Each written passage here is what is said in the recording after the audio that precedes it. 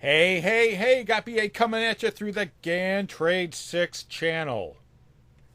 We're looking at BlackRock, which is BLK. It's an American stock. I almost didn't do this video because I hate sideways markets, and I'm sure you do too. Not my cup of tea. What causes this? This is kind of an uptrending area here. But what causes this sideways where the moves are very small? Very simple.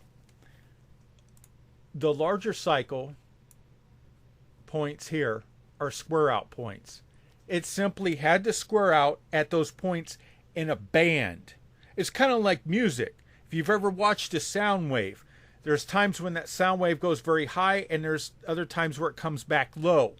And when it comes back low, there's very little difference between the high and low, and it creates what you would call a trend channel.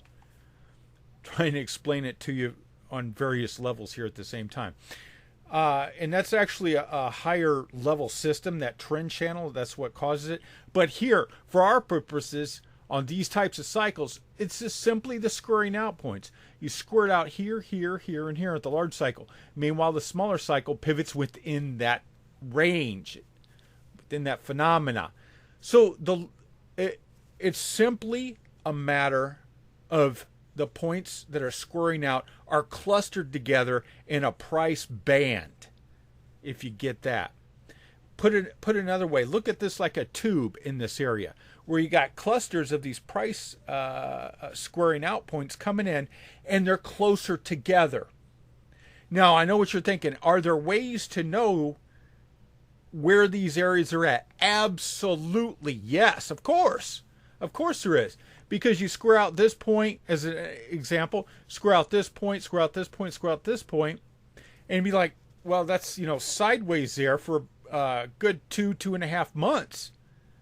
Well, that's going to be a sideways move. Now, you can play that. Some people play that.